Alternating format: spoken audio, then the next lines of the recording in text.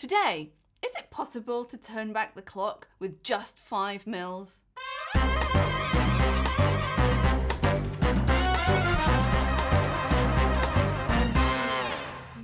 Hi guys, my name is Dr Sarah Tonks. I'm a cosmetic physician in London. Something I get asked an awful lot is, do I really need all that filler? Well, I guess it kind of depends on, do you really need to see a result when you have your treatment done?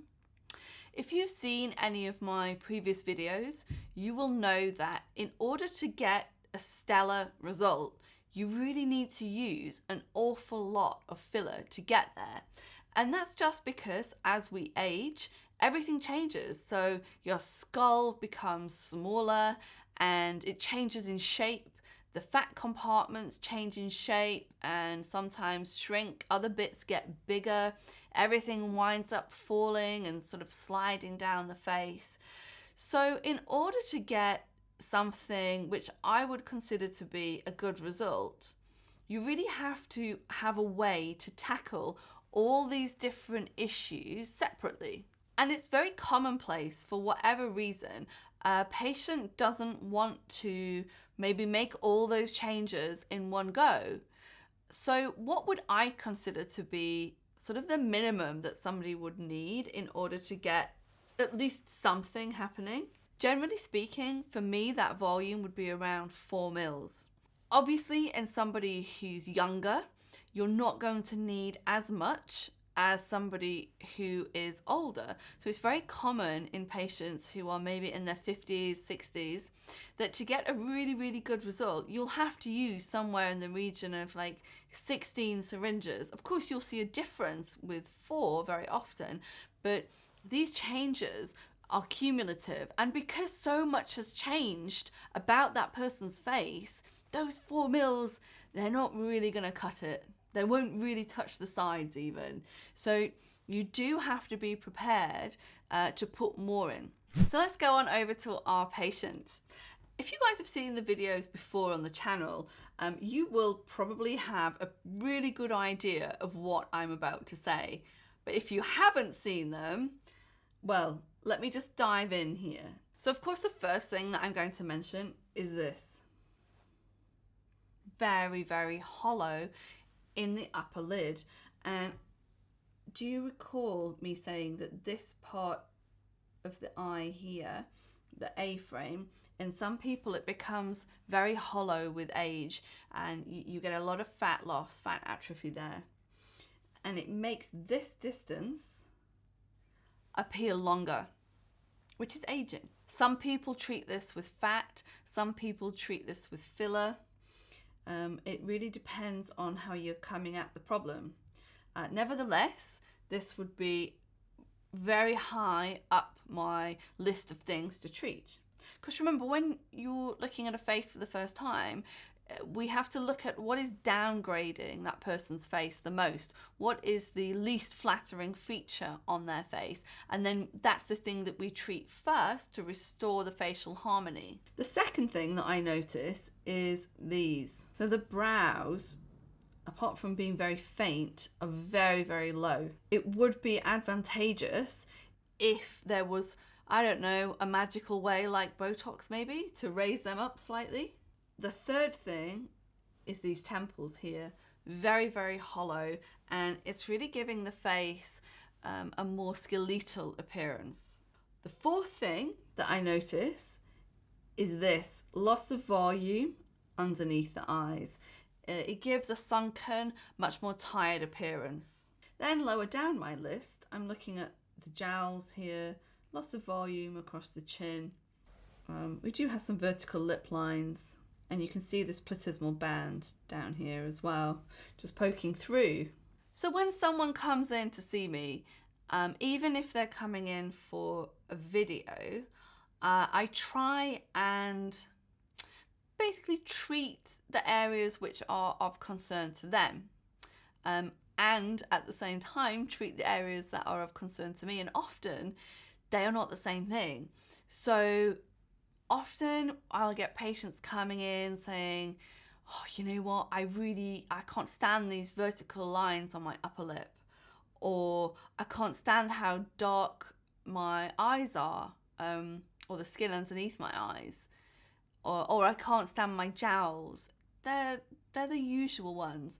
It used to be, oh, I don't like my nose to mouth lines, or I don't like my marionette lines, but it almost seems like the focus has been taken away from those areas recently. I'm not sure why that is. There's definitely not so much of a trend these days of people mentioning those specific areas. But remember the dinner party rule, guys.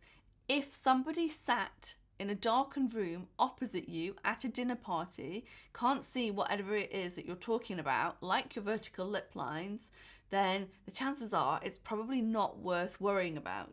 It's much more common these days to worry about the shape of the face and the overall global effect rather than looking at individual lines and wrinkles. So with that in mind, I was kind of restricted as to what I could do.